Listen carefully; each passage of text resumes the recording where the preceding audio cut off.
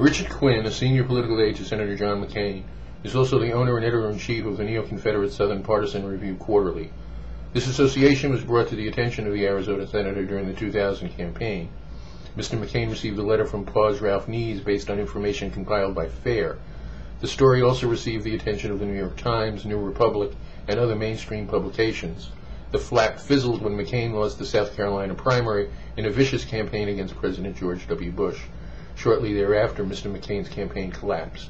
But rather than heed the criticism he received in 2000, McCain rehired Quinn to run his 2008 South Carolina operation and also serves as an architect of McCain's Southern strategy.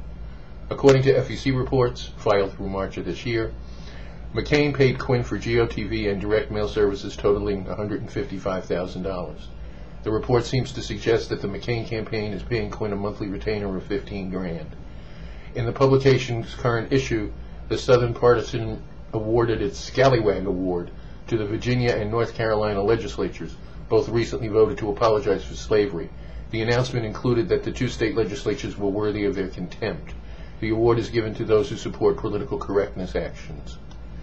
A 2001 FAIR analysis compiled for the confirmation hearings of former Attorney General John Ashcroft accuses the review of being pro-slavery, anti-Lincoln, pro-Klan, anti-feminist, and anti-homosexual. The disputation concludes that it is an anti-everything else but us, which the writer assumes to mean anything other than white Anglo-Saxon Christian males. A copy of FAIR's analysis can be found at reform.squarespace.com.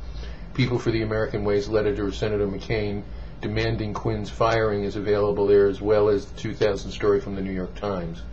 Former Senator John Ashcroft came under fire during his confirmation to be Attorney General for an interview he gave to Southern Partisan in which he praised General Robert E. Lee. One must admit in all honesty that the gotcha by Paw and FAIR could have been biased in the leftist direction.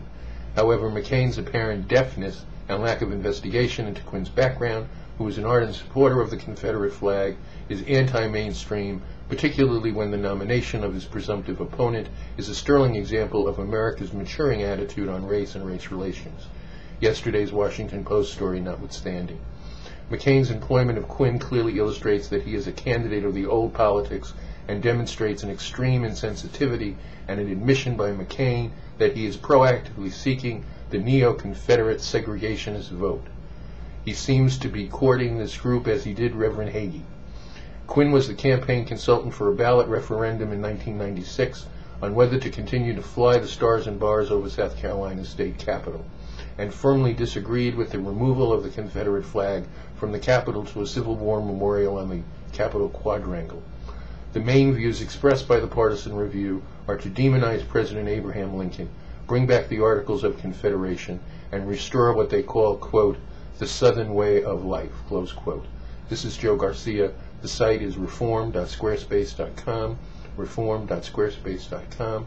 The email address is reform@gmail.com, reform@gmail.com. Just a little bit of housekeeping. As the campaign progresses, transcripts for commentaries will not be available. They will be available in video form only.